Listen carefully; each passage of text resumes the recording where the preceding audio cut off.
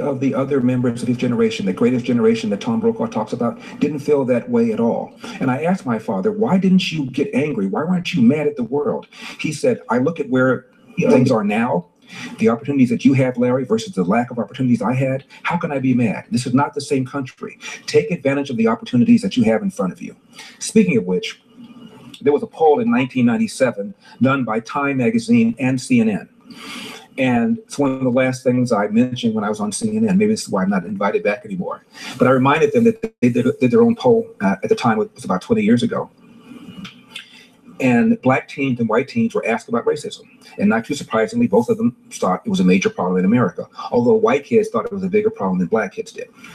Then the poll, though, asked this, and you never see this. They asked the black teens, is racism a big problem, a minor problem, or no problem in your own daily life?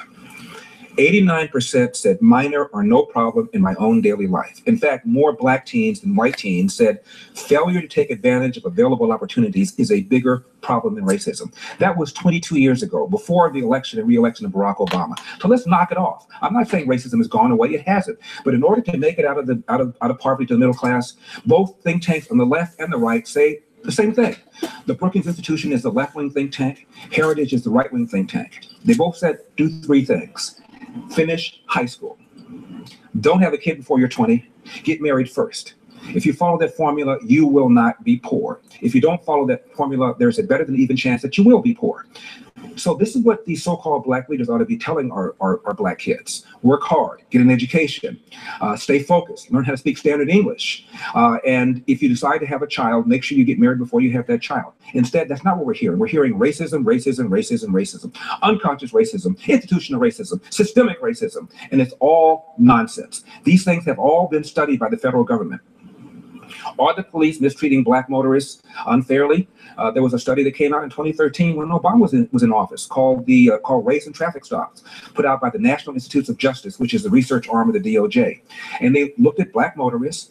75% of black motorists admitted that they were stopped for legitimate reasons. And it turns out, according to this study, that the differences in stoppages, and there were, had to do with differences in levels of offending. Similarly, some years ago, the state of New Jersey was accused of racism because its troopers were disproportionately pulling over black motorists on the New Jersey Turnpike. The Republican governor was ordered to do a study by the government. They did. It turns out that they couldn't find the racism. At night especially, you couldn't even tell the race of the driver. And in the suntime and in the daytime, the reflection was such that often the troopers couldn't even tell the race of the driver. And it turned out the faster the speed, the more likely it was that a black driver was driving. Well, nobody liked the study. Nobody liked the results. So she ordered a different study, different methodology, different people. Same conclusion.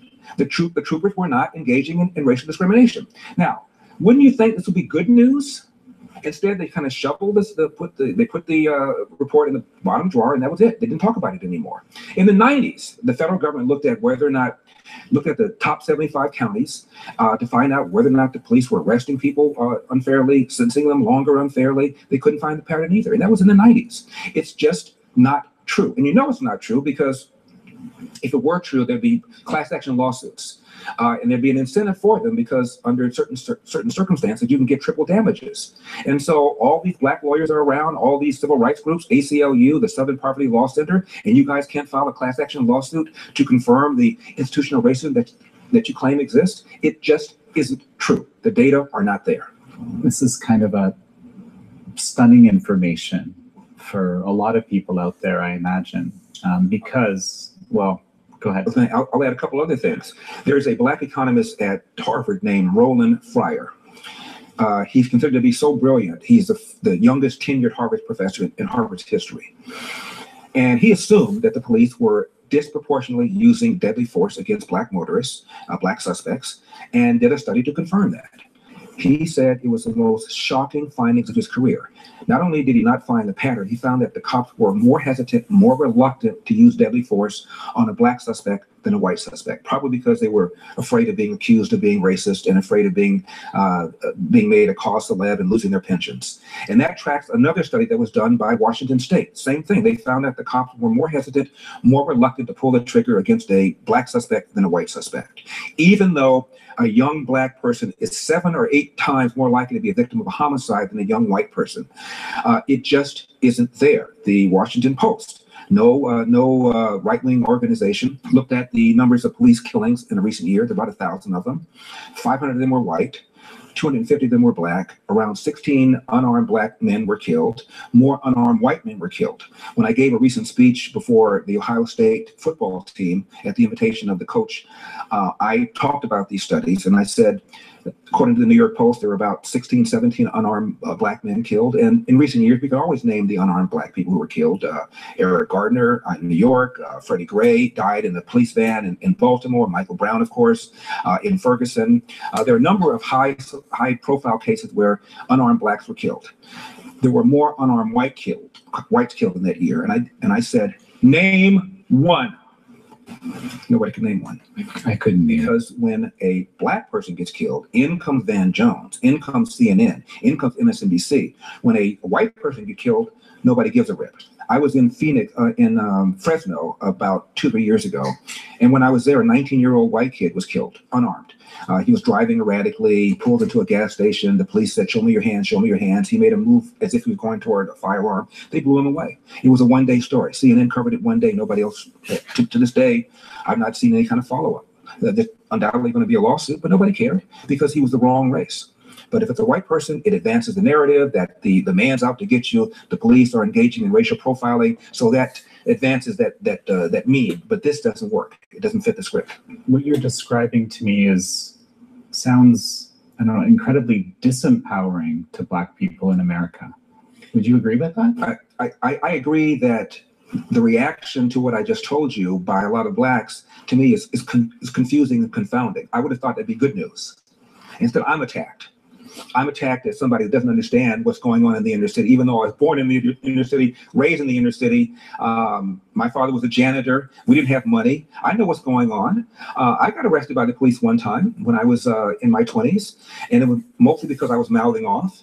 And officer didn't like what I said, but I was mouthing off, and I escalated it. I didn't have to.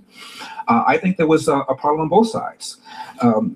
I advocate the use of body cams, dash cams, not so much because it will confirm that the lack of racism, but what it really does is confirm that a lot of Blacks and other people are making false charges against officers. In Rialto here in California, it's a city of roughly 68,000 people. A few years ago, the chief ordered all the police officers to carry body cams and dash cams. They didn't want to, but they did reluctantly. It turns out officer use of force declined almost 50%. Complaints against officers fell almost 90%. People stopped lying. They stopped challenging the officers. As a result, officers didn't need to use as much force as they used in the past. The officers didn't behave any differently. Their training was exactly the same. People behaved differently, and as a result, officers responded to the different behavior differently. The dash cams did not prove that cops were misbehaving. What it proved is that motorists and suspects were lying on them, giving you the impression that cops were misbehaving. So Larry, from what I'm hearing, you're saying there has been this history of very severe racism and mistreatment against Blacks in America for generations. But sometime recently, there was some kind of profound change, perhaps with the civil rights movement, and it's a completely different situation. That's what I hear you arguing. When did this happen, and how can you account for so many people feeling this racism, or at least saying that this racism is seen? There's some Black Americans, like the former Attorney General, saying that it's a pernicious thing. How do we account for all this? I'm trying to understand here. Well, I think the civil rights movement went off the trail when it went from demanding equal rights to demanding equal results. You have people like Eric Holder, the former Attorney General, who gave a speech when he was in office and referred to America's pernicious racism. That's the word he used, which he thought was every bit as bad as the old-fashioned racism. And in the speech, he gave 3 examples of what he called pernicious racism. None of them hold up. The first example he gave was that black criminal defendants get longer sentences than do white criminal defendants for the same crime. And that's true. The U.S. Sentencing Commission studied that and said that black criminal defendants get a sentence usually anywhere from 12% to 20% longer for the same crime. What the commission also said, however, is that the reason for the differences in sentences is because judges take into consideration at the time of sentencing arrest records, whether you've been convicted or not. And it turns out the average black criminal defendant has a longer arrest record than the average white criminal defendant. And as a result, said the Sentencing Commission, the judges give a longer sentence for legitimate reasons. Now, hold on, be strong. This is a black man that ADOS, the conscious community, and various fake black power channels have a hard time adding to the narrative. Larry Elder would be ADOS, an American descendant of slavery. He fits the bill. But his ideology doesn't fit their bill.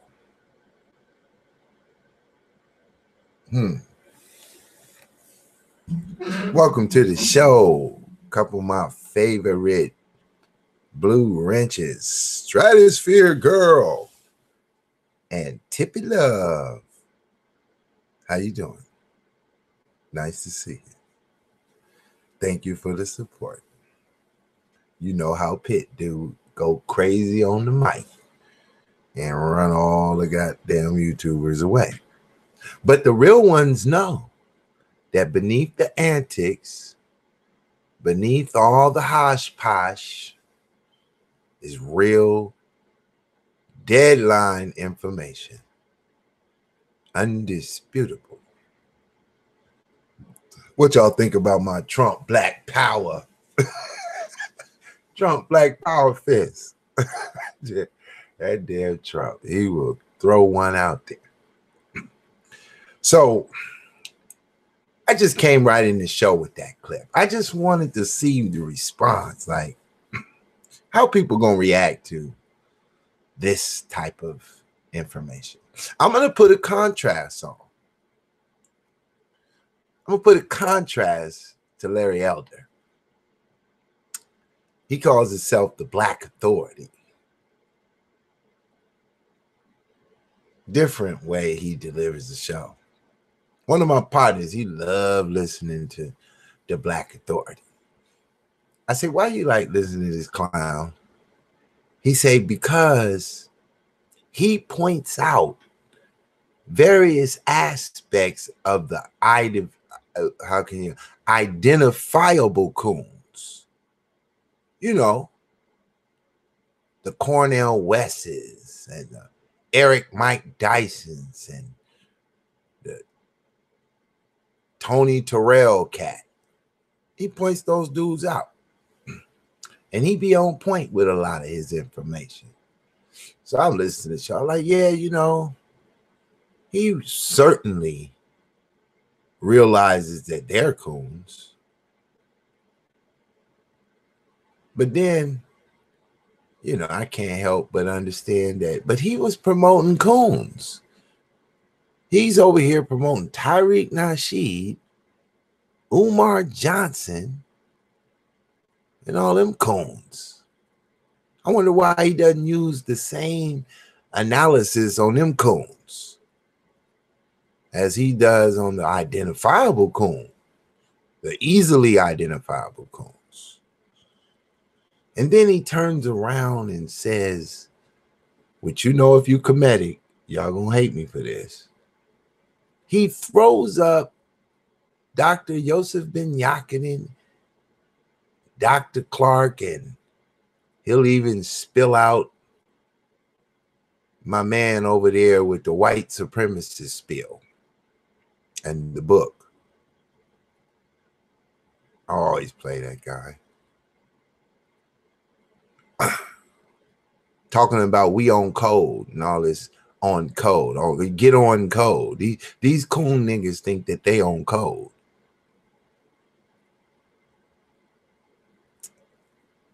They don't have the intelligence of a Larry Elder, trust me. He's clear in his information. I mean, you know, I could criticize Larry Elder a little bit in certain type of ways, certain things. I rarely play a Larry Elder on my show, although he fits the narrative to some degree.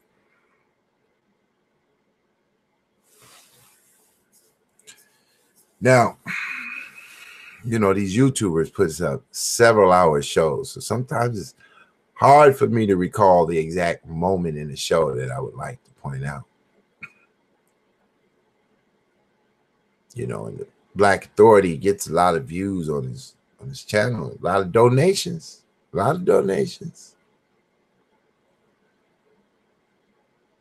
I want to give you the counter to how can we know what's what, who's who. Birds of a feather shall flock together. And I ain't never seen Black Authority flocking with Larry Elder. So we give him the contrast. Now I'm not a true Black Authority, follower. I listened to him years ago before Umar popped on the scene. I never could get into him because he was pushing them comedic dudes too hard. I mean,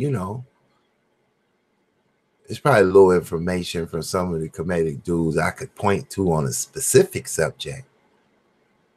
But if all you did was come here and write a book, do a couple of speeches, oh man, you don't go on my list talking about nothing. You just don't. I need application of information. I heard some people say,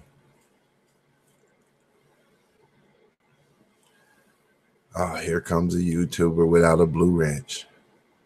Let me give you 2 minutes of my time. What you over here talking about? Black boy magic? Cultural nationalism, Martin Luther King Jr., the Black Authority, Yvette Cornell, versus revolutionary nationalism, Malcolm X, George Jackson, and Kwame Ture. Are you out your fucking mind? Kwame Ture is nationalism? See, this is the dumb shit. You just fucking up my show coming on here with this dumb shit. I know all these dudes and I know all their goddamn ideologies. Now let me show you something, dumb nigga. I gotta do you like this because you young to the channel and you don't know what the fuck you talking about. And the worst thing is to come on to a Black nationalist channel promoting some socialists as Black nationalism. So I'm gonna give you a Wikipedia lesson because you're not ready for anything deeper than Wikipedia, all right? This lesson ain't gonna take long, Tippy Love and Stratosphere Girl. You're gonna take me about 60 seconds to educate Black Boy Magic and get him gone up out of here with that bullshit. Stokely Carmichael, Kwame Ture, born Stokely Carmichael, June 29th, 1941 to November 15th, 1998, was a prominent socialist. I'm done, okay? I'm done. That's the end of your fucking lesson. I'm done right there. Was that quick enough for you, Tippy? Stratosphere Girl? Because Black Boy Magic, you should be Black Baby Magic. Your ass ain't ready for the boy level yet. That's the end of your lesson, okay? With this bullshit. And I can run through your whole goddamn list. George Jackson, the atheist. I can bust him up. Malcolm X with his West African, Pan-African socialist movement. I can bust that shit up too.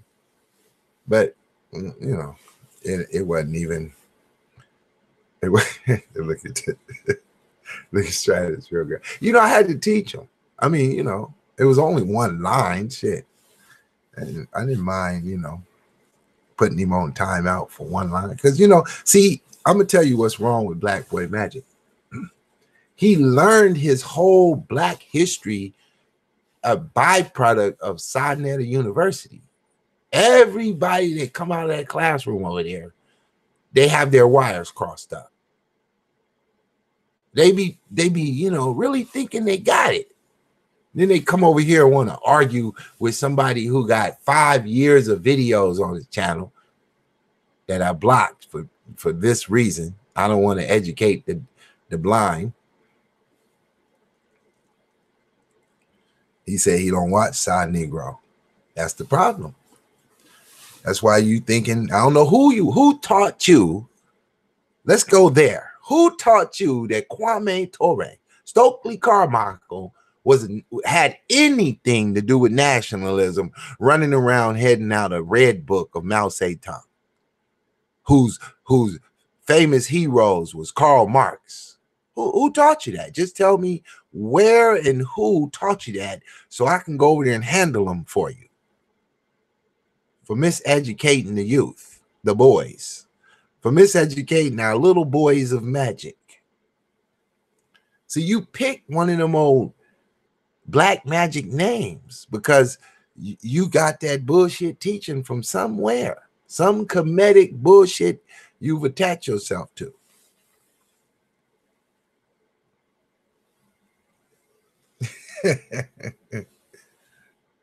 You want me to go beyond Wikipedia to prove to you that he was a socialist? Huh? The head of the socialist Black Panthers of the 60s?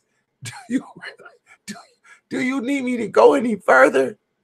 You give me the source. How about that? Where do you want me to go? To look up Stokely Carmichael. Where do you want me to go? Just wherever. I don't give a shit where you want me to go. The Mac and the lane is about to truck drive through the room. All socialists to the left. All nationalists to the right. We got our 18-wheeler pulling up. You either macking or you getting out the lane. What it do, Big Pimpin'? Welcome to the show. Now, if you don't mind getting out the chat room with the nonsense, Black Boy Magic, so I can get back to the narrative, because we don't need your miseducation. Maggie Lane drop that truck through the room. Yeah, we don't need your miseducation, your misinformation, your double speak, misdirection, you know, information. You're messing up the flow. The title is Black Nationalism, Power Capitalists. Black Nationalists, Power Capitalists. Capitalist nationalists. That's why you got Trump at the beginning of the show. You dig? I'm trying to teach the each. That's what Pitt intended. But it's hard to teach a stone wall. You dig? It's hard to teach a stone wall. But I'm going to try. I'm going to try. First, though, you better go find the source that told you that Stokely Carmichael had anything to do with nationalism, Black nationalism. You're going to be hard pressed to find that. I don't know who misled you. Do you know that I used to film for Hashim and Zinga of the new Black Panther Party? That's the Black Nationalist Panthers. The original Panthers are socialists, communists, Marxists, Black atheists, revolutionaries. That's how they would say it. They had nothing to do with no Marcus Garvey nationalism, no Booker T capitalism, no none of that kind of stuff. Nothing. They wasn't into building capitalism. They was into building lunch programs, welfare, expanding statehood, statism. They were statists, socialist statists. They was for bigger government.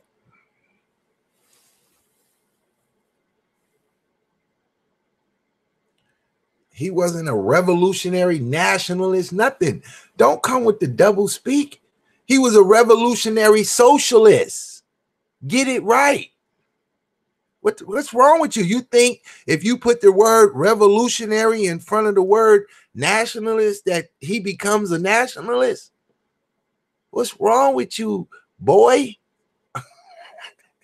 Little black boy of magic? What's wrong with you? I need you to type Stokely Carmichael was a revolutionary socialist and get your mind right. Please. You're making it difficult to teach a stone wall. Come on now. Revolutionary nationalist. He wasn't nothing nationalist. I need you to write Stokely Carmichael was a revolutionary socialist of a socialist party. He was the head of a socialist party. Let me go back to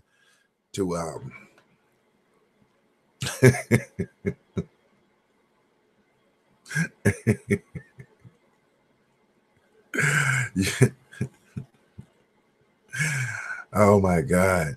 See, what y'all don't understand, you newbies, y'all don't understand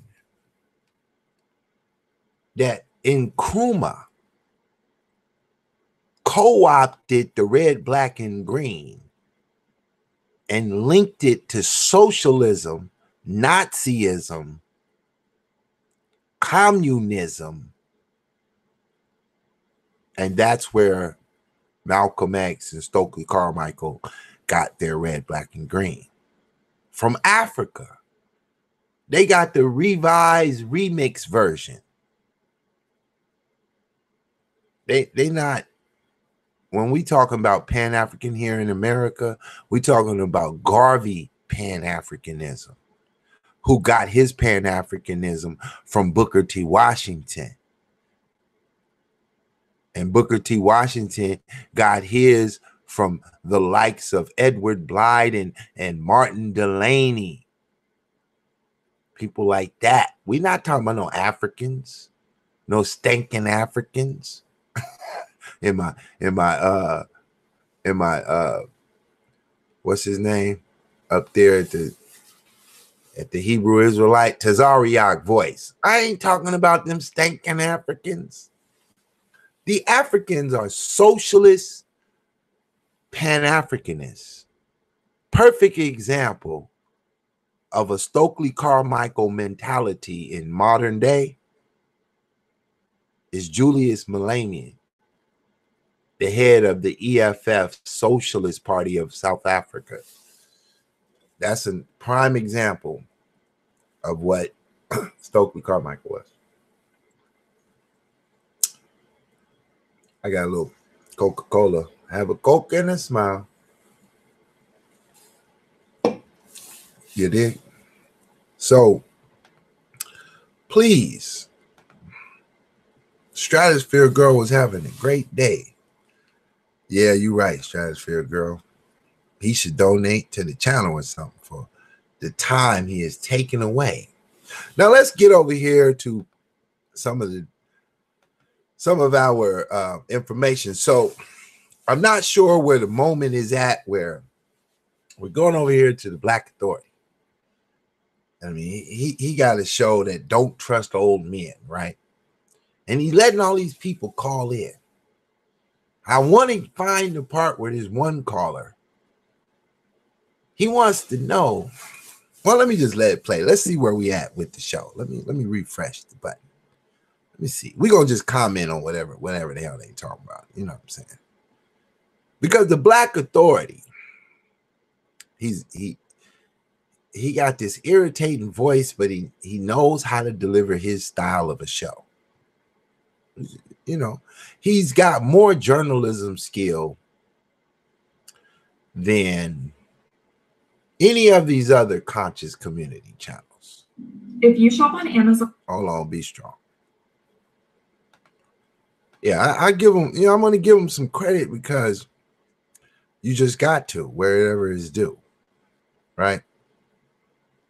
But before I give him the credit, let me critique it, fine tune it, right? So he got journalism skills, but so does everybody at CNN.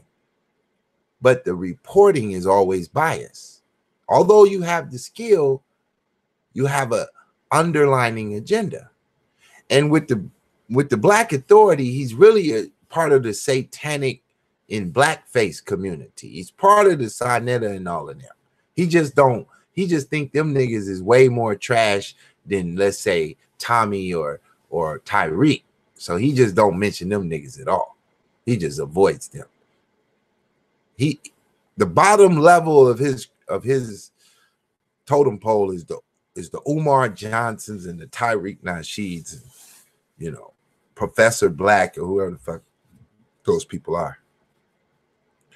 And so, you know, he uses them as his foundation, along with all of the satanic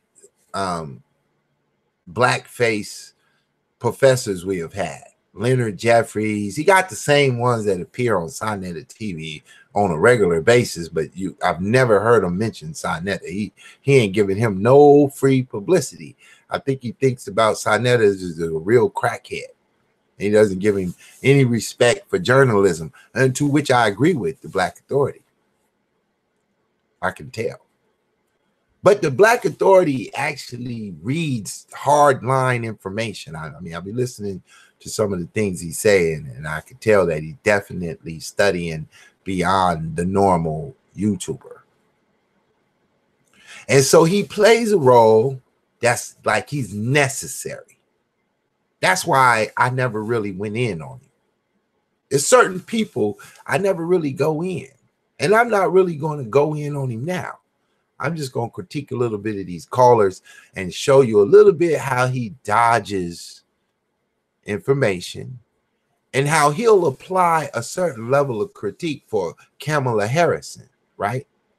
And then in the same breath, while he critiquing Cornel West or Eric Mike Dyson or whoever he focused on that's on his coon list, it's like we could use that same mathematical formula that you critique them to critique these niggas you're talking about, these same ones you like. But he won't do that because in journalism, that's called getting away from the narrative. And they like to stay on topic, you know? So it's very crafty what the Black Satanist is doing. He's a Black Satanist. He would be whatever they anti-Bible. Now I can understand being anti-white Jesus. I can understand that. I don't have a problem with that. But when you like fully anti-Bible, where you pushing the line that the Bible put us in slavery, oh, you just gone too fucking far. Too far with your narrative. You think, hold on, be strong. Let's get the microphone going on.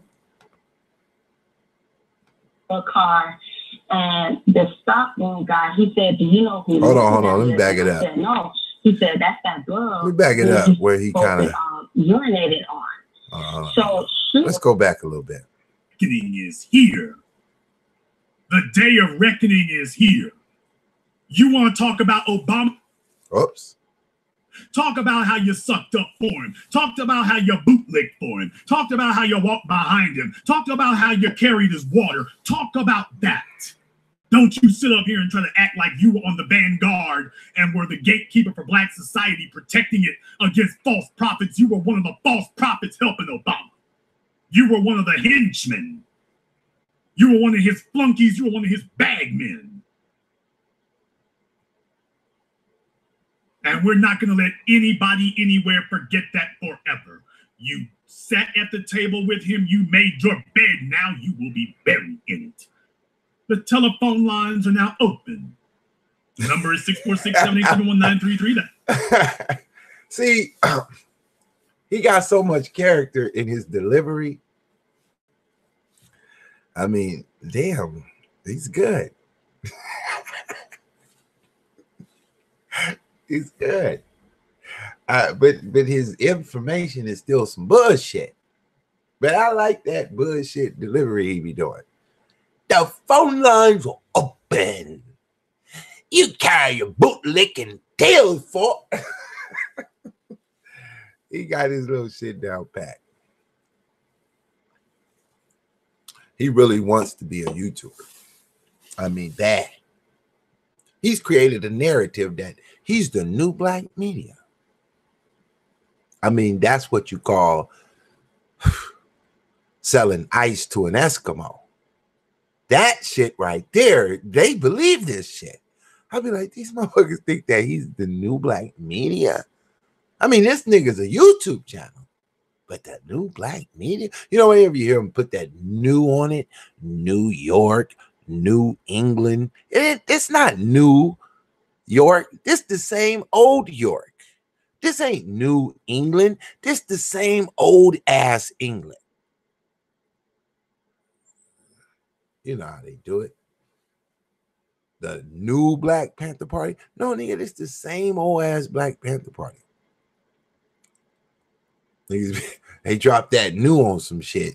And boy, they just trying to, you know, advertisement, double speak. Shit ain't new. You ain't doing nothing new. You the same old shit. Just a different day. So he's opening up the call line, right? I'm going to try to pop around till I get this one caller who has the coldest question. So here's the question. The guy that's calling in didn't actually roll with the Bible. He's when anytime they say Dr. Clark and Ben Yakinen together, they hate the Bible. They hate the Bible. Anytime they love them two dudes together, they hate the Bible. Or they're just a real coon. But let's see what happens. 646-787-1933, your personal access code to the Black's radio program existence, the only one of its kind on planet Earth today, as you can see why we are the new black media. What you all have heard tonight, you have heard nowhere else. You have never seen anyone bring the invoices. You never saw anybody bring the documentation. You just hear people insult folk, but I sat here and brought you the facts tonight of why you cannot trust these old ass men. The Democrats got them broken on one hand, white supremacy got them broken on the other. And I say that as a black male who is over the age of 40. Now, we're going to analyze him today, Black Boy Magic. I agree with you, Black Boy Magic. You just let me give Black Boy some credit, because I kind of bashed him earlier, and I want to give out the credit where the credit is due. Black Boy Magic says if someone has a good point on the Black Authority,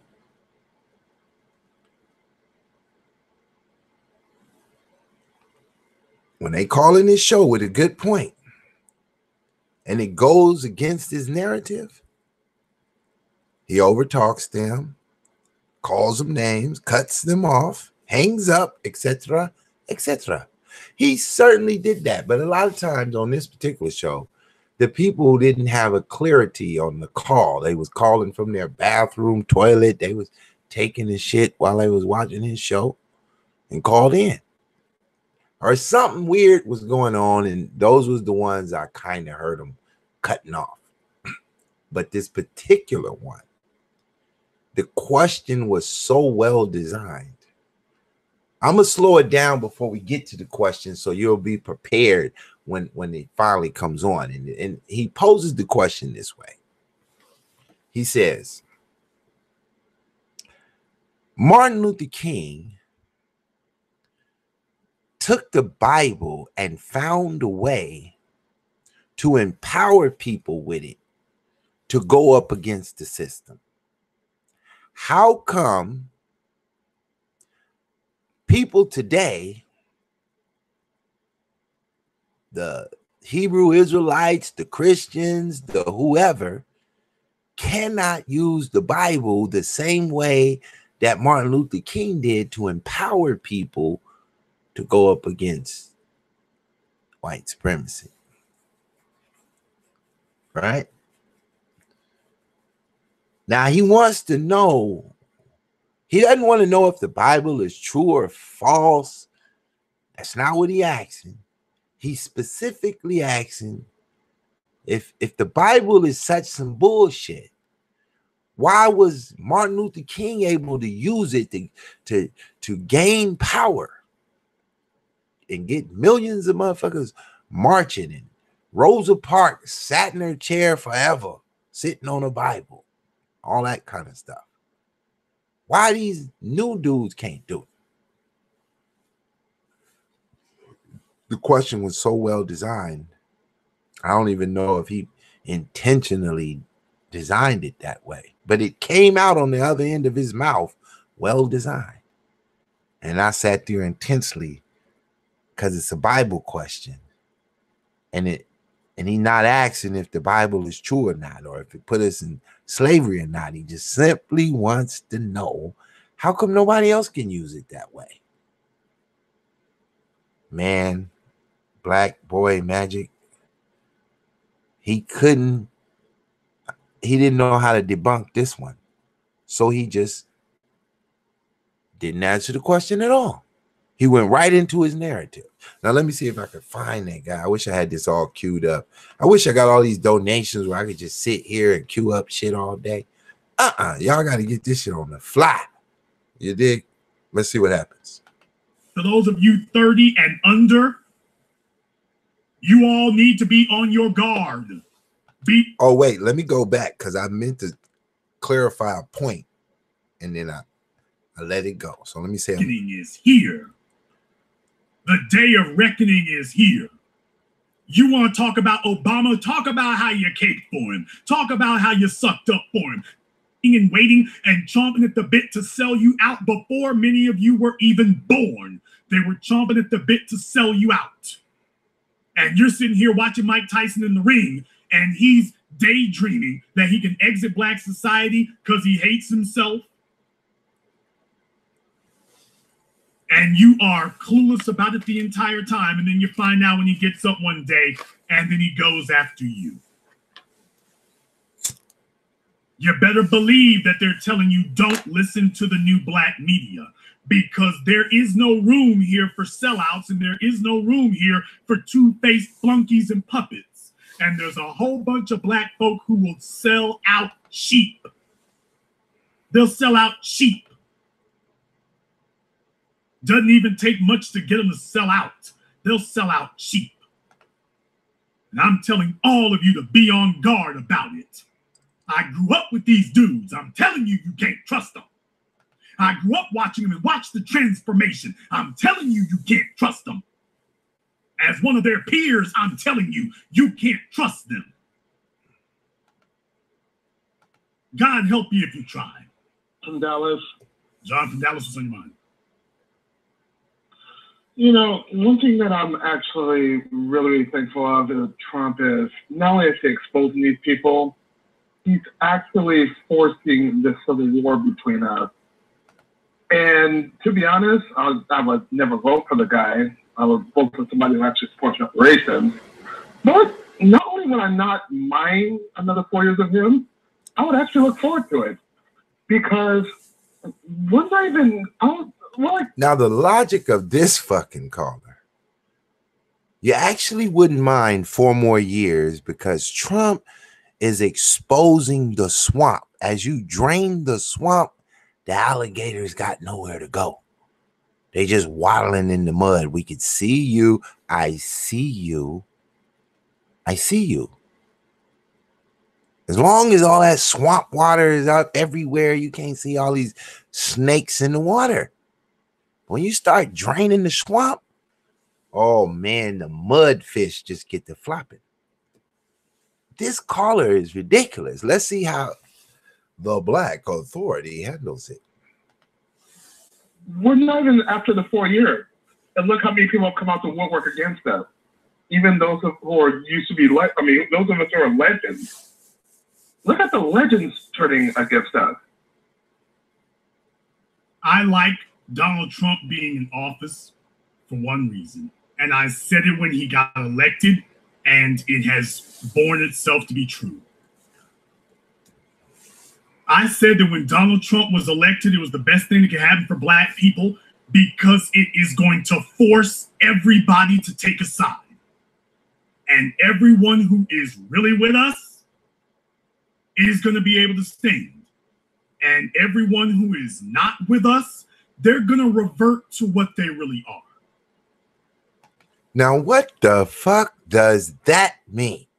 Trump comes in office and everybody who is with us, they're going to take a stand. A stand for what, nigga? A stand for what? What are we standing for?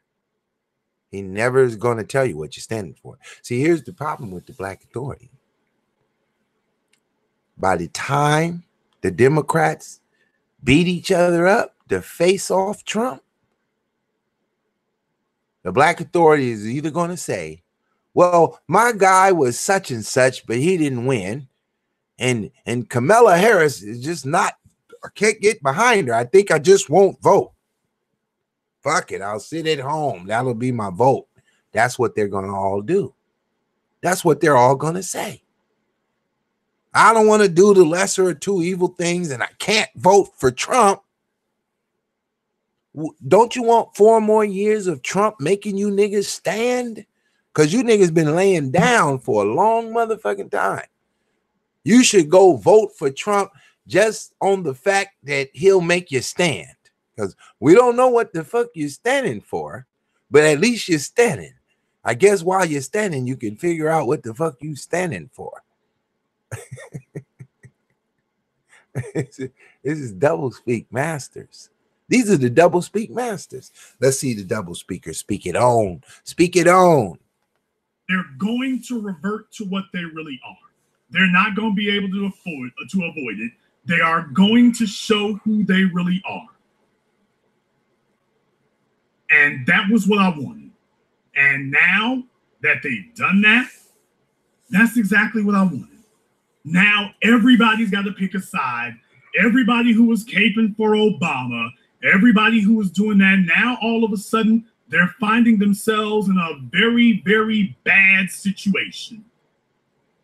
And that was what I wanted. Because you see, brother, I can take Donald Trump. Donald Trump ain't going to break me. Are you going to vote for him?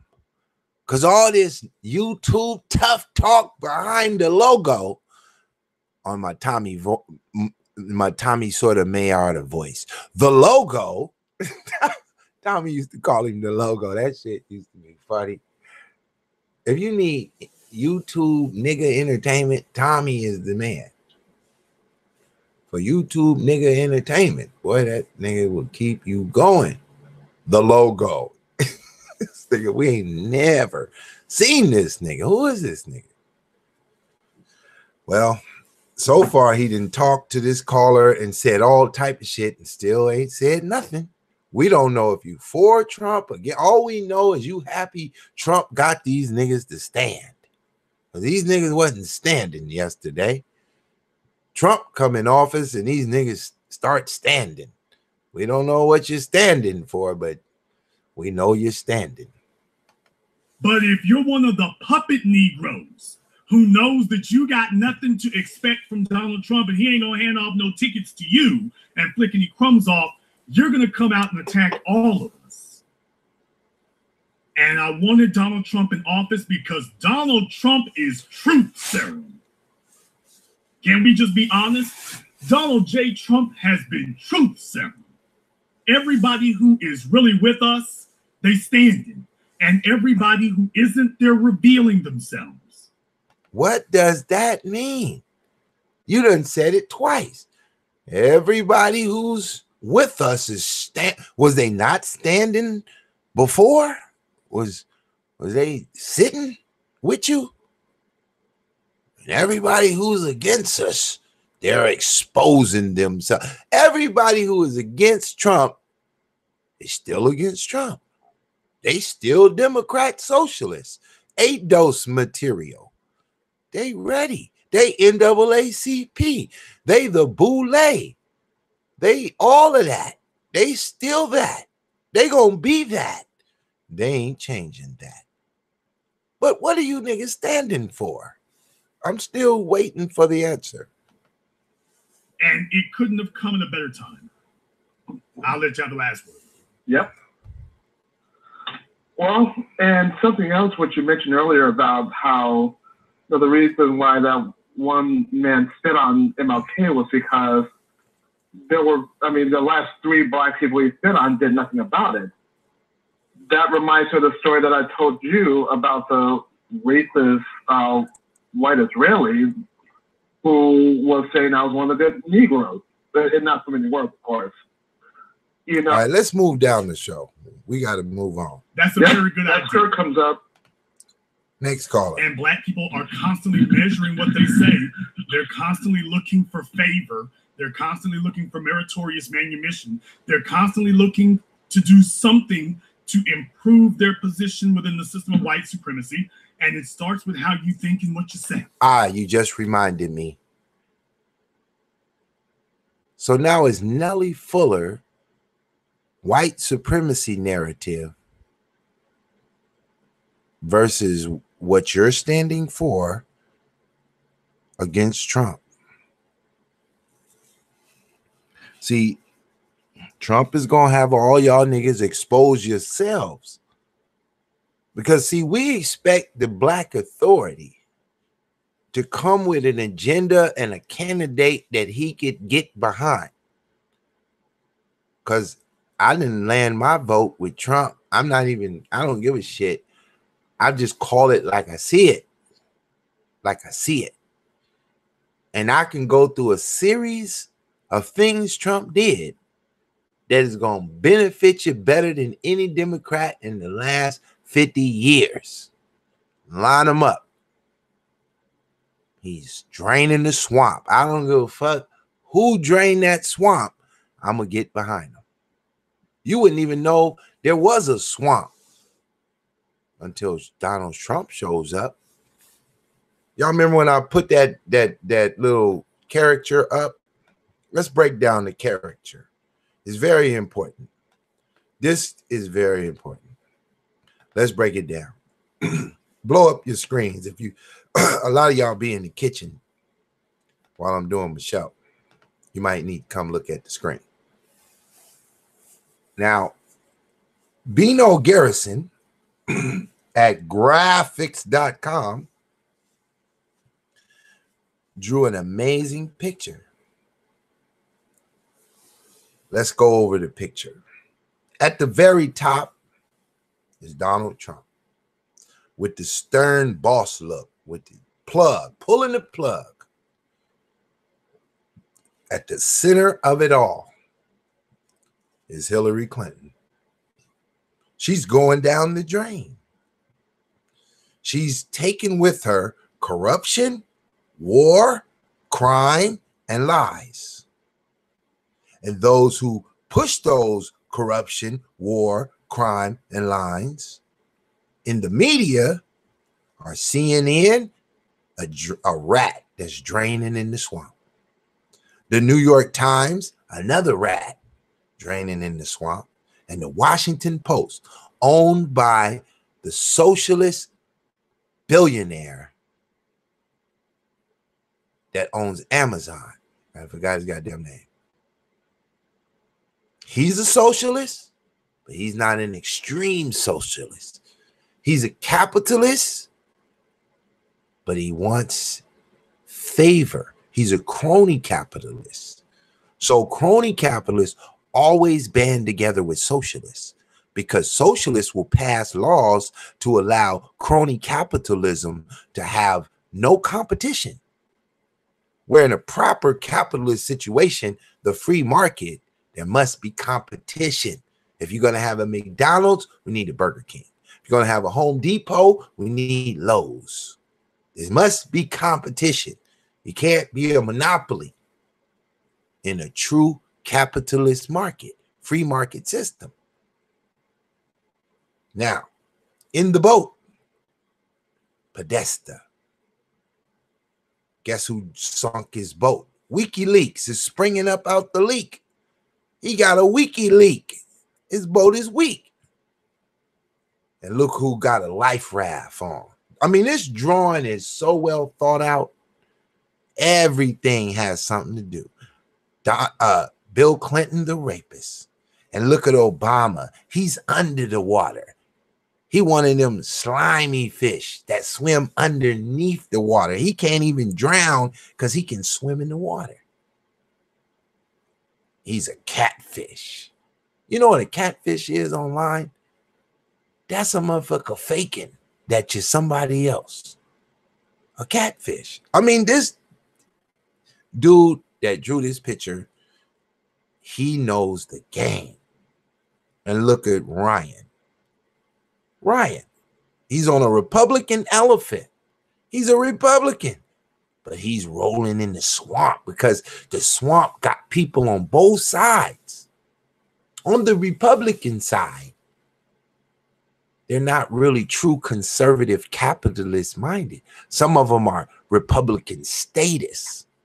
They want bigger government on the Republican side because, you know, they got to work both sides. They got to make sure I got a man on the other side. Just, he's going to throw us a rope. Then on the old tree is the big sign, globalism. Globalism is a doublespeak word for Zionism. Globalism is really Zionism. I know all this shit, boy. This is what my show has been about for 5 years. This is what Pan-Africanism is against. Zionism. Pan-Africanism was designed to be a competition to Zionism. Zionism is capitalism for the Jew, socialism for the descendants of slavery, for ADOS. Yeah, for the American descendants of slavery, the capitalist Zionists perpetrate socialism through the Marxist Manifesto of Karl Marx, the author of the Marxist Manifesto. And sitting on the tree on top of the one world order is the satanic. See, the owl is red like Satan with horns. He's satanic. He's showing you that this owl is satanic. He's the devil. The wise old owl. George Soros, 25 million to Black Lives Matter and 1,000 other groups. Oh, I know. I can just read this shit. And behind the tree is dead bones. Oh my God, the drawer of this shit is ridiculous. And look who he got sitting on a lily pad. You know, whenever you see a lily pad in the water, you know that the water is giving forth life. Frogs only live in water that's clean. They don't live in the murky swamp. They can't breathe in that shit. They can swim through it, but they ain't gonna live in it. They gonna go hop on the lily pad. See, he not inside the draining of the swamp. He's over here in the water that's standing still. It's not affected by the draining of the swamp. The frog on the lily pad with the mega hat. Make America great again. Gotta drain the swamp first. This is why you need 4 more years of Trump just to let him finish draining the swamp. Because we don't know if he's able to encourage someone else to come behind him and finish cleaning out the swamp. First, you got to drain it. Then you got to clean it. And cleaning it could take years. Getting all that muck from the bottom of the swamp. I could sit here all day and just bust out. Let me not forget the bushes. The bushes is a turtle with a hard shell. Yeah, another Republican that Trump not fucking with. Trump not fucking with Ryan or the Bushes. Because the Bushes are status. Yeah. The Bushes started the war, gave the contract to Halliburton to build a pipe through Iraq and bring in the billions. It was crony capitalism. Crony capitalism.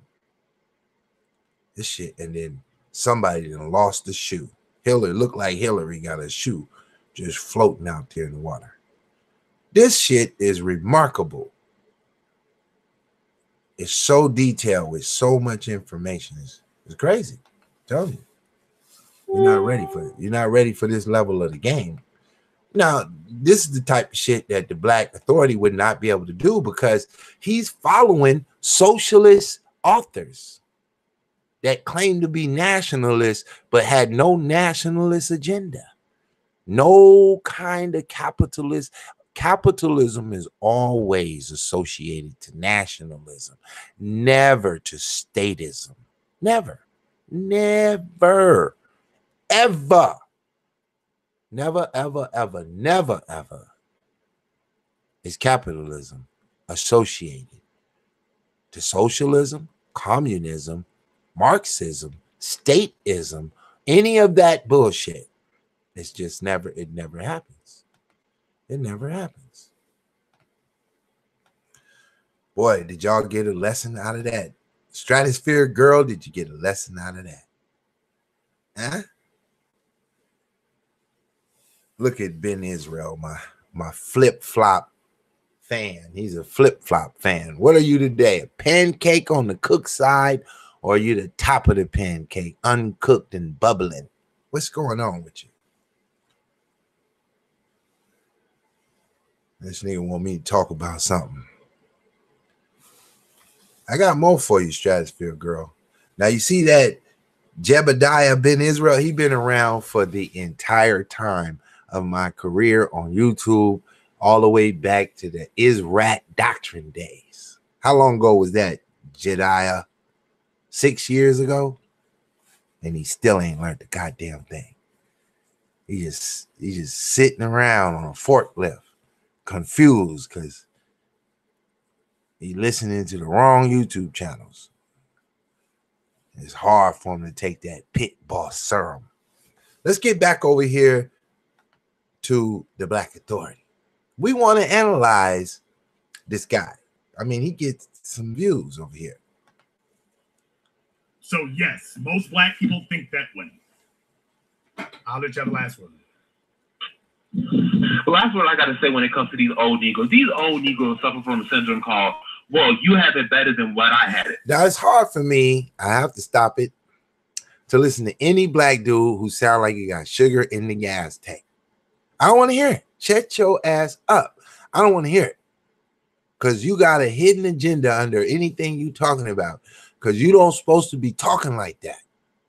You don't supposed to have no sugar in the gas tank. The car can't run off sugar in the gas tank. It just don't work. But, you know, this shit don't affect the Black Authority. Listen, yes, you in the 1960s, 1950s, 1940s, you was having lynching. Congratulations, they got another form. It's called police brutality. I mean, right now they say, well, at least you didn't have convict leasing. Well, congratulations, you had mass incarceration. You got the new Jim Crow. This whole idea of, well, you had it better than... I don't want to hear the gay dude. Mental illness on these guys is all over the place. The obvious deceit going to prison, but by the way, the parents who were pimping their daughters out to him. I'm going I to say that it's because let's see. So look up everything you said to make sure it's true, because I believe in making sure that my media is right. Good. Now, what I want to talk about is that these old heads. Now, the problem is that with most of these old people, they're indoctrinated. They're indoctrinated by Christianity or Muslim. Okay, the other guy's coming up. This is the Black Satanic Show, Black Boy Magic, on the Authority channel. And here's one of the points you pointed out. Now, this particular guy is going along with the narrative. So his point is that these old heads are indoctrinated by Christianity, right? Christianity doesn't want nothing to do with socialism at all. At all. I can go through a long and tiring breakdown on how the the Bible is about capitalism and going out to subdue the earth. That you are all gods, kings under a king. You are kings under a king. That's the type of God that you are. You're not the almighty king. You're just a king because you have sovereignty through the Bible in its doctrine. It gives you sovereignty that you don't have to follow the Roman emperor. He's nobody's king. He has no power. This is what the Bible is teaching. It doesn't matter if you believe it. This is what it's teaching. This is what the story is teaching. But here comes the narrative. If you call in and you diss that side, diss that Bible, you know, you're going to get the flow. It's like being on Sonetta TV. Things that were meant to indoctrinate the black man. But what I want to know is that when President Obama was elected, I was in the 4th grade. Okay, so I didn't know much about anything except that it's a black man president. So I thought that that was a good thing. Little did I know, right? So what I want to know is how do people like Martin Luther King and Malcolm X use these same indoctrinations to empower black people? Yet today, these same Christians and Muslims and Hebrew Israelites do nothing. They just stand on it and they just let the white people do what they please with no hesitation, no that's resistance most of black whatsoever. society. That's most of black society. But here's the real thing. We don't need to worry so much about the black Israelites or Hebrew Israelites or whatever. We need to be on code ourselves. Stop right there. You just redirected the goddamn question. He had a specific question. You didn't want to answer it because you can't answer it because you're a Satanist.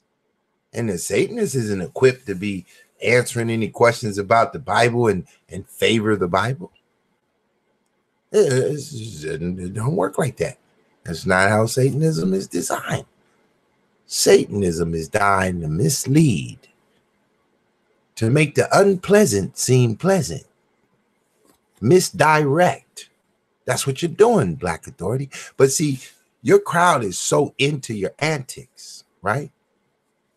That they missing it. They missing the simplicity of this. It was a great question. Let's go back and hear it just one more time. Now that y'all know that this is the caller that we were looking for. Let's see how he addresses this again. Muslim, all these things that were... Let me back it up. She's a sexual predator too. John Brown from Cleveland, Ohio. What I want to talk about today is, sir, first and foremost, I want to say that I am a disciplined disciple of your teachings. Oh my God, John Brown of Ohio, you dumb ass nigga. A disciplined disciple. He's using biblical terminology. This is that enslavement he's talking about that the Bible did. It fixed his mind that he has to be somebody's disciplined disciple. Therefore, he's going to take orders irrespective of if that order is moral or whatever. He's a disciplined disciple. That's about the lowest shit ever. Never, ever. That's why I go banana berserk on my little fan base, because they know, like, shit, you could be Pitt Ball's #1 donator. Don't say no dumb shit to him. He gonna go off on your ass in such a way because he love you. Yeah, I'm gonna go off on you because of love you. It's called tough love, but you gotta get it. Now we're gonna go and let this caller reiterate this question as the Black Authority is silently listening. And he's slowly trying to figure out how in the fuck am I going to avoid nigga giving the Bible some credit. Watch your videos and listen to everything you say, and I also look up everything you say to make sure it's true, because I believe in making sure that my media is right. Good. Now, what I want to talk about is that these old heads. Now, the problem is that with most of these old people, they're indoctrinated. They're indoctrinated by Christianity or Muslim, all these things that were meant to indoctrinate the black man. But what I want to know is that when President Obama was elected, I was in the 4th grade. Okay, so I didn't know much about anything except that it's a black man president. So I thought that was a good thing. Little did I know, right? So what I want to know is how do people like Martin Luther King and Malcolm X use these same indoctrinations to empower black people, yet today we these same Christians and Muslims and Hebrew Israelites do nothing. They just stand up. Notice he didn't mention the E5 or the Yoruba or the Kemetic niggas at all. That nigga went Christians, Muslims, Hebrew Israelites. All this nigga shit Sarnetta done pulled. All this stripper fat booty fucking Umar been doing. All this whole cake ass scamming Polite did. All this motherfucking scamming fake elementary school shit Young Pharaoh did. All this dick sucking nature boy been doing. This nigga didn't mention none of that. He didn't mention none of the nigga shit from the black atheists of America. He don't even want to talk about them. They've been doing everything, right? Sitting on YouTube, giving out lectures consistently. Ain't got up off the motherfucking the couch and faced the white man and white supremacy, not even in his own motherfucking neighborhood. Nothing. Nothing. It's all on the Christian, right? The ones that you say are indoctrinated and enslaved. You counting on the mentally enslaved to do something. What kind of logic is this? How come the black authority didn't stop this dumbass disciplined disciple in his motherfucking tracks and say, what the fuck are you waiting on the dumb enslaved to do something? Didn't we tell you that they're enslaved under the Bible and thus we wouldn't count on anybody enslaved to come save us? Isn't that just dumb nigga logic that you could use right here, right now? But, you know, the black authority, he didn't get that epiphany. Let's see what epiphany he got. And they just let the white people do what they please with no hesitation, no resistance. That's most of black whatsoever. society. That's most of black society. But here's the real thing. We don't need to worry so much about the black Israelites or Hebrew Israelites or whatever. We need to be on code ourselves. Everybody's not going to be on code. Everybody's not going to be doing what they need to be doing. It is our job to maintain the code. It is our job to maintain the discipline. Now, what was your name and where are you called? His very show ain't on code. All this nigga yapping ain't part of the Nelly Fuller code. He said, if you don't got nothing constructive going on, don't even communicate with each other. If you come over a nigga house to fix the air condition, fix it and leave. Don't do no motherfucking talking. You be off code. This nigga's very concept of what he doing is off code. See, everything all these nigga tubers do is all above ground. They the overground railroad. This is the overground railroad. Everything exposed. Every move they make, every thought they think. The white man got your ass on videotape and audio. You don't have a goddamn plan to first. Underground. The real shit is underground. You don't even know it's happening. That's how the Bible moved through Rome. Underground. It was illegal to even be a member, to even follow it, to even read the material or associate with its members and its disciples. It was underground. That's why it was effective. This is real history. I don't got to go to the Bible for this. I go to Roman history, where they documented every encounter with the Christian as they hung them, killed them, feed them to the fish, feed them to the lions. And the Bible in the first century was draining the swamp. Rome was the swamp at that time. Jesus was Donald Trump at that time. Drained the swamp. Damn, ain't that a hell of a stretch, Pitt boss? You just linked Donald Trump to Jesus. Anything that drains the swamp is Jesus.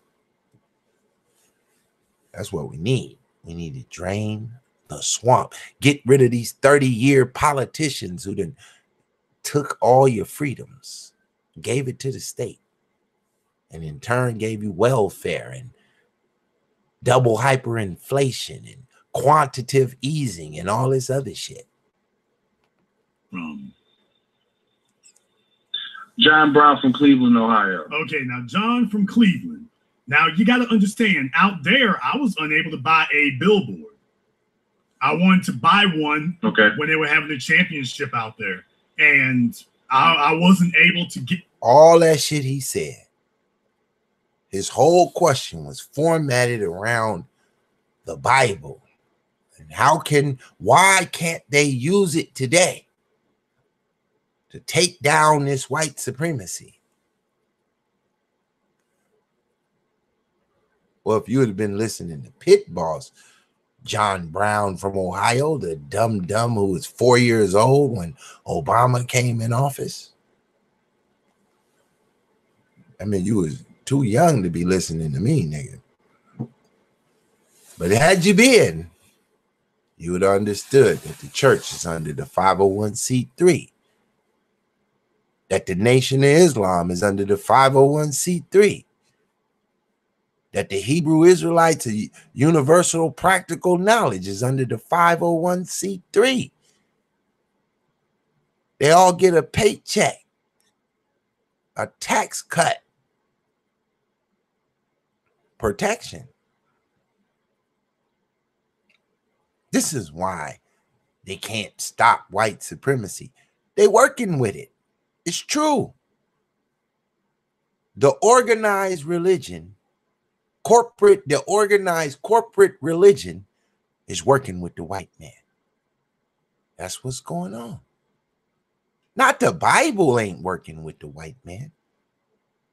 Not the satanic white man. The Bible is underground. Moving,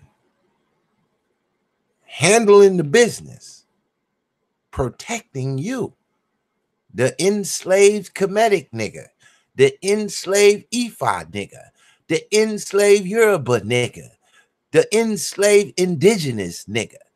It's protecting you, and you don't even know it. Let's see how he finished this off. But you got to understand the reason for that is because most black folk in Cleveland were not interested. Now I could afford the building, but as a group, black people in Cleveland, I'm gonna parachute into Cleveland to give LeBron James hell. And the black folk in Cleveland were on my Twitter page talking about you making trouble. Why you got to be a downer? So you got to understand, brother.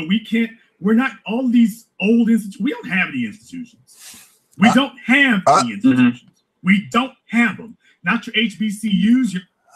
We have institutions. We have institutions. You don't have institutions, Black Authority. We got institutions. Even under the 501c3, as enslaved as they are, it's an organized institution that could do a little bit. It can't do everything, but it can do a little bit. We have the underground Pan-African organization, still true to this root. That's why it's underground, because it's dealing with the root. It don't want none of that dead fruit that then sprang off the tree. All these fractured groups, all this international Pan-Africanism of Umar Johnson, socialist nigga shit. We don't want to hear what the fuck he talking about. We don't give a damn about the socialist ADOS group and all this old weirdo shit. It's ineffective. It's exposed to the sunlight. It's going to burn up.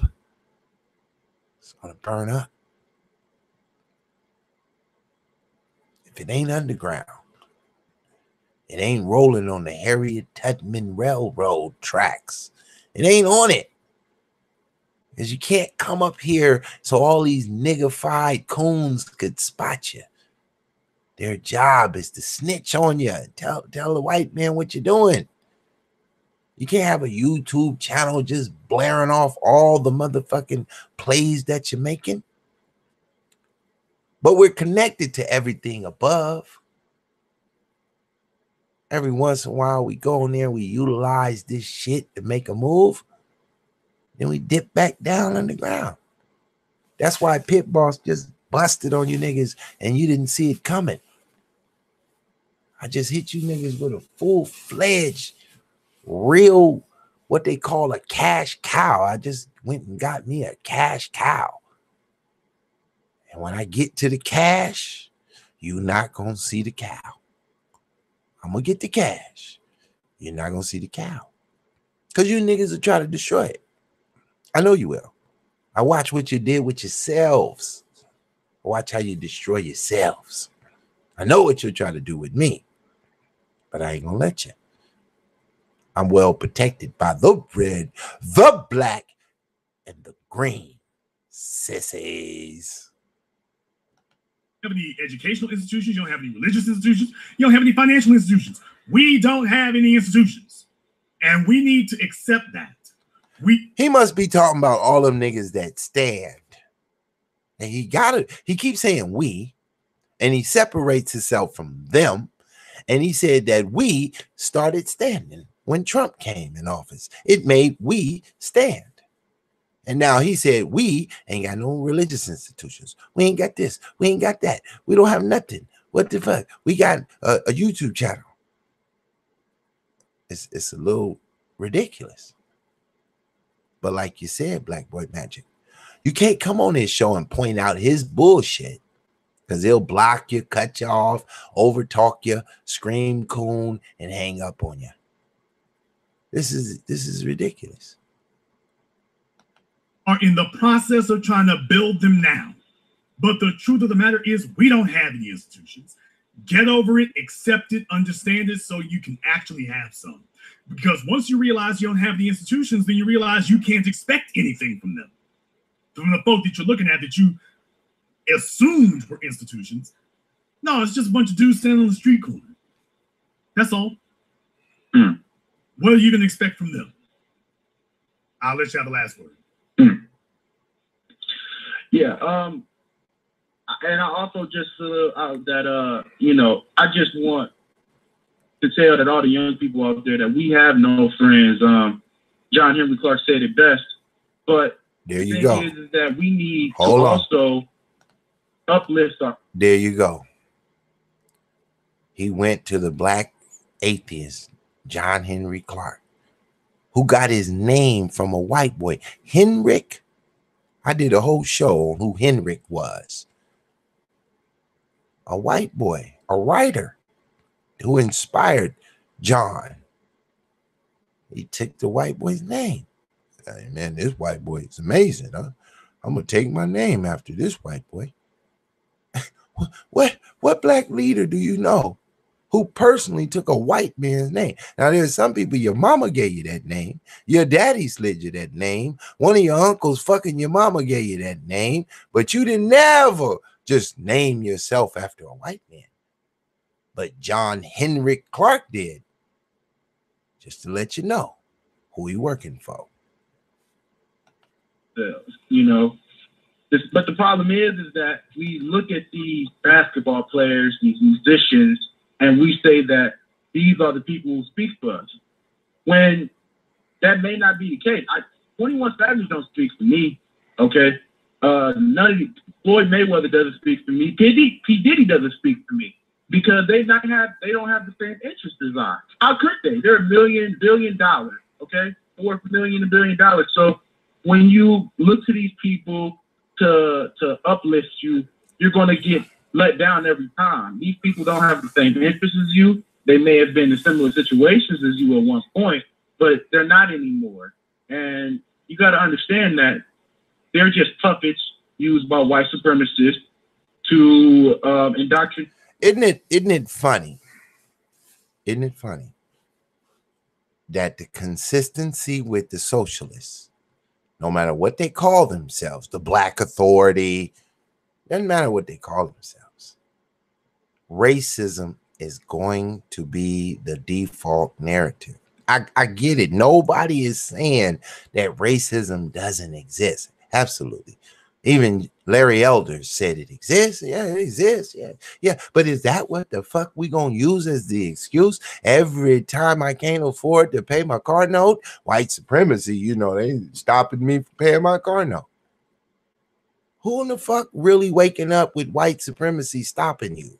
Really? Huh? Anybody had a white person come up and stop you lately? Really? Think about it. There's many ways white supremacy has got very sophisticated, refined, as Nellie Fuller puts it. Racism, white supremacy is in the refinement stage.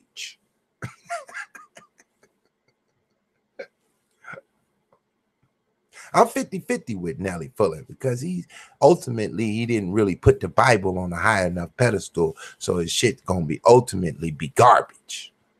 It's just a fact. I hate for y'all who that ain't your moral center, but y'all like my show. I'm never gonna get off the points. I'm always come back to the points. It's just mandatory that I'm never inconsistent and always consistent. No matter how I veer off on some nigga shit on your ass, I'm a double back and be on point, be back on code. It's this simple. You either got to work the white man or work for the white man. There's no other way around this. Either work him or work for him. There's no other way around it. That's just the fact. Most of y'all chose to work for him because you just can't figure out how to work him. Somebody put up a post the other day. Do you think white people are smarter than blacks? I thought for a minute before I answered the question. I said, well, let me put it this way. White folks walked into Africa with a rifle with one bullet in it. Shoot one bullet at a time and a 6-shooter on his hip. A couple of knives and a boat. Kicked all of Africa's ass and took whom he will into slavery. By all means. Legal and illegal. Fair and unfair. Left with them niggas and built one of the greatest countries ever known to man. Through the mercantile system. Polished and refined it with proper capitalism. And now he's sitting on top. That history, I had to agree. White man's smarter than the black man. For now, the white man is smarter than the black man. He got the black man sitting on YouTube trying to put together a begging page documentary. What you gonna beg the white man for? I guess that's being on code, begging the white man, right? That must be on code for you niggas. For all you socialists, nigga, on code for y'all would figure out what you want to ask the white man for. Go ahead, take your time. Figure it out. What do you want? Reparations? Just write it down and hand it to the white man. And, get you one of the other Negroites that's among you that could speak right and got a proper white education, and, to reiterate the points for you. And you should be on Nellie Fuller code. Right on time, Karl Marxism. You should be affected by the 9 influence of social activity. And one day, the white man will get tired of hearing you begging for a biscuit, and he gonna give you a biscuit. And you're gonna say, see, I told you if we just stayed at it, consistently, we gonna get that biscuit. By the time he give you a biscuit, it's too late for biscuits. That's why he gave them to you, because they worthless now. That's when he gonna give you what you want, when it's worthless to him. He gonna give it to you. See, you want 40 acres and a mule? Here you go. We moving to outer space. We're leaving all you niggas 40 acres and a mule, because the planet should be just about poisoned by the time we get into space. And you niggas could be down here to, shift out the poison, and then we'll be back when you got this motherfucker breathing life again. But for now, we handing all you niggas 40 acres and a mule. The whole planet's yours. We going into space with the Donald Trump space program. That's when you gonna get 40 acres and a mule, when the white man moves to Mars. He gonna leave you niggas 40 acres and a mule, and he taking everything else with him. This is what you niggas are doing, you socialist beggars. No other group got any of these cockamamie ideas to get ahead. Some of y'all say, well, they don't got the right. They didn't have to do all the work. Right, but whatever they doing, it ain't that. Because they know that shit's not going to work. That shit's not going to work. Why waste the energy? Now I want to go back to Larry Elders. It's a little different. It's going to be hard to take. If you've been sitting here getting a little kick out of the black authority with his nigga logic, here's the other side of the coin. You got to hear both sides. We're going to go back to the black authority and get the tail end of the coin. But first, let's listen to the head. Let's go back to Larry Elders. Second thing that Holder said is that black boys are disproportionately kicked out of school compared to white boys in a given school. That's also true. But it's also true they misbehave more. Jesse Jackson, some years before, filed a lawsuit against the all-white school board in Decatur, Illinois, because about several kids had been kicked out of school, black kids, after a football game for fighting. Turns out the kids collectively had missed like 400 days of school. They weren't model students. And Jesse Jackson filed a lawsuit accusing the school board of discrimination.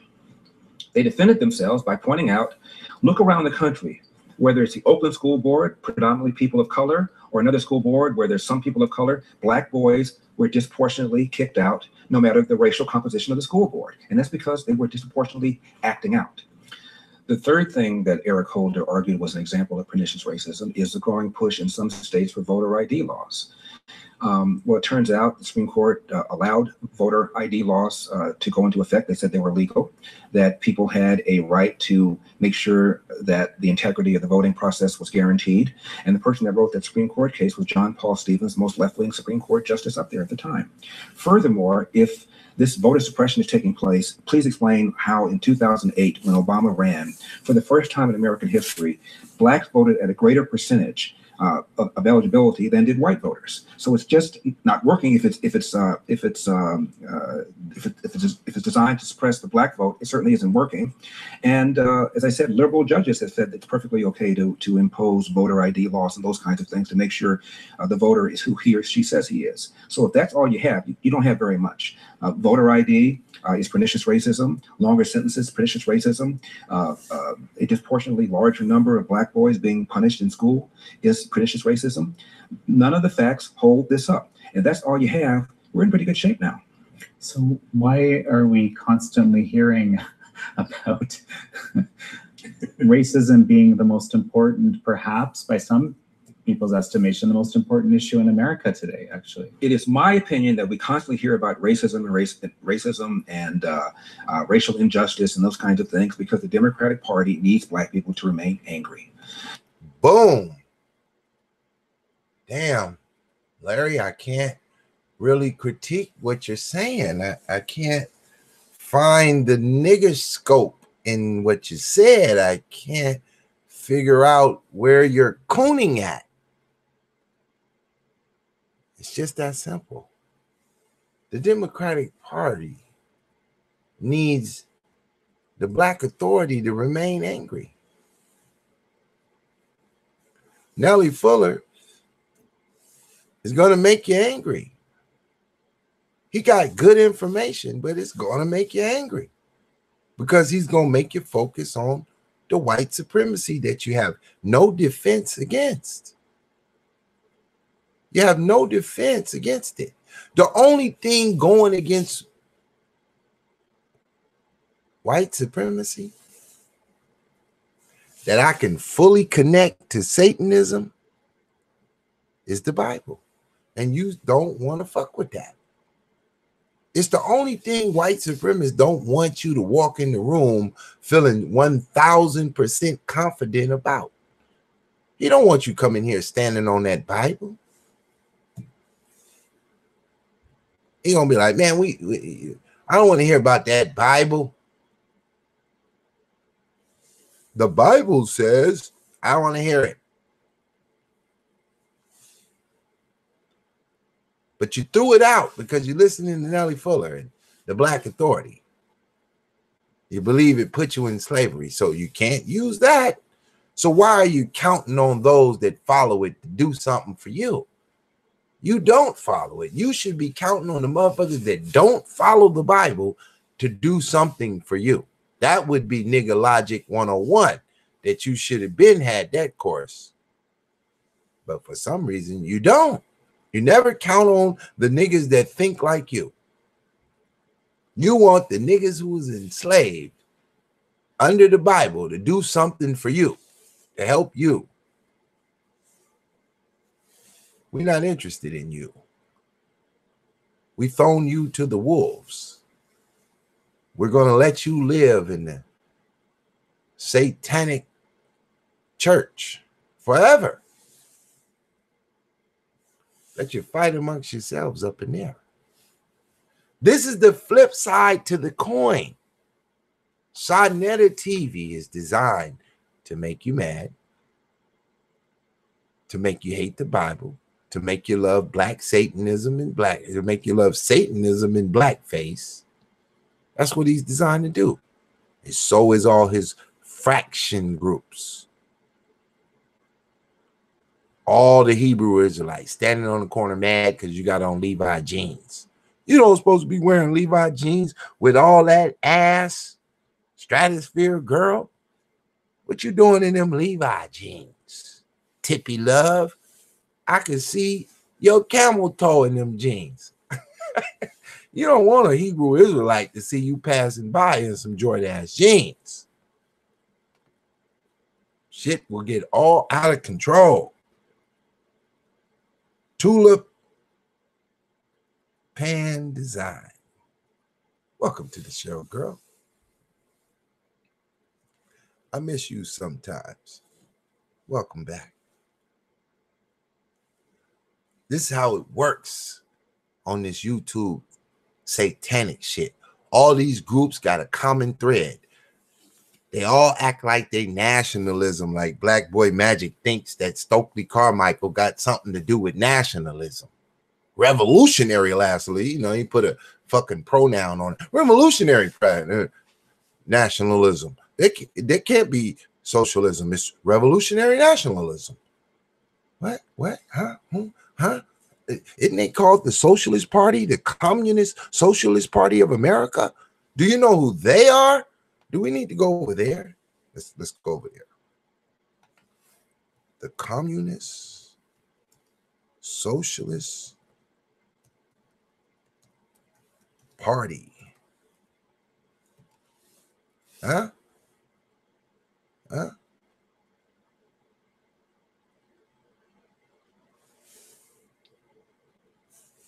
No, that's the communist. Oh, the Communist Party. Maybe they call it the Communist Party. Sometimes communists don't want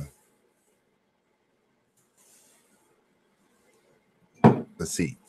A communist party is a political party revolutionary organization that advocates application of a social and economic principle of communism through state policy. The name was first given the title in 1848 Tract Manifesto, the Communist Party by Karl Marx and Frederick Douglass. Ugh. Sickos. This is real information for people like Black Boy Magic who got life all fucked up following the wrong goddamn people. This is who ADOS is. This is who ADOS is. Let me blow it up big as I can get it, because some of you niggas got cell phones you trying to watch my show on and shit. I blow this shit up. A communist party is a political party. Revolutionaries, you know that word you like to use? There it go. Organization that advocates the application of a social and economic principles of communism through state policy. The name was first in the title of the 1848 Tract Manifesto. You know what a tract manifesto is, right? That's just like a little small card called a tract. They spread them around and get the message out. Take this little tract and run it. Of the Communist Party by Karl Marx and Frederick Engels. The kings of communists, or the kings of communism. You want to know what they believe in? We can get it. Through the term communism can refer to a specific political parties. At its core, communism is an ideology of economic equality through the elimination of private property. Who in the fuck want to give up their property to be a part of this shit? The belief of communism, most famously expressed by Karl Marx, centers on the idea that inequality and suffering results from capitalism. There goes the fight. There goes the war. They created the fight, and now these niggas is trying to win the war. That's why I bang like I do. That's why these niggas talk about economics, but they don't want to attach themselves to the only capitalist running for president in 2020. There's only one. His name, let me get the picture. His name is Donald Trump. He is a capitalist nationalist. His description of that is America first, before anybody else, before Mexicans, before Indians mixed with Jamaican, before anything else, before China, before North Korea, before Russia, before Great Britain, before England, London, Paris, France, before all of them. He gonna put America first. That includes every nigga in it. If you in it, you included. I'm not saying you're gonna get a piece of the pie as big as them white boys in the sky, but nigga, you gonna get a little finger swap. You're gonna get a little dip of that topping or something, because you're here. By default, you're gonna benefit of whatever happens, and by default, you're gonna suffer of whatever happens. It's only one capitalist running for president. Only one. And none of them are on the Democrat side of the fence. This is why I played William Cooper, Bill Cooper. Had him smash up socialism for y'all. He did that in the late 90s or the mid 90s. Smashed it up back then. Sounds prime and right for right now. And it'll sound prime and right in 2050. It'll still be on the hot end of the scope. It's just hard work what I'm doing, because I'm the only one doing it. I don't got zero support. My little 10 followers can't afford to keep reaching in their pocket. I can't keep asking the same people for some bread. They gonna be like, nigga, look, nigga, look. I love you, nigga, but look, nigga, but look. I got shit to do. So I just took all my shit down. Because I already realized that, man, they not gonna support you to tear down the swamp. You're not Donald Trump. I'm trying to drain the black swamp. Donald Trump is draining the corrupted white swamp with niggas in it. All together now. It's all working together.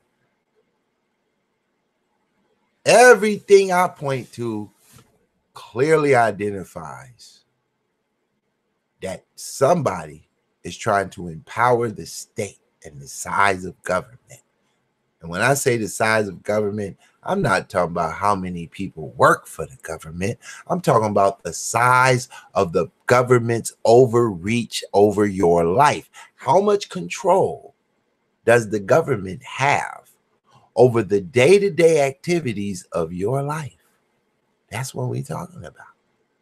Trump trying to reduce that through his policies. And the Democrats is trying to increase that through their communist, socialist ideologies, identity politics ass. And y'all mad because I repeat it every day on every show. But Tippy loves me. Stratosphere girl is out of this stratosphere over me. Dr. Pippin is laying Pip Lane down over me. Sean Lee is sitting on a mountain with the scope over me. And a host and a mega host of others that you just don't think is rolling with me. They have come to realize that this nigga been saying this shit for 5 years straight, and now it's being played out in politics by Donald Trump. He done took the banner and ran with it. Somebody had sent that nigga one of my videos. Socialism in the conscious community.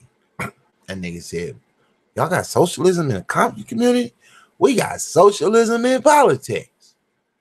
And now Donald Trump is doing the politics what Pitt Boss been doing to the conscious community since 2013. It's amazing. But you don't see nobody pushing the conscious community narrative in politics that you like. But Kamala Harrison, she's conscious community politics. She's not Christian. Y'all should love her. She wants bigger government. Y'all should love her. She wants higher taxes. You should love her. But you don't, because she ain't a dose. Ain't this a bitch?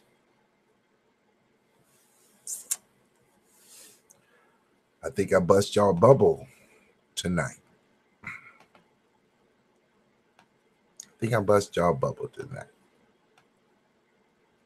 It's going down.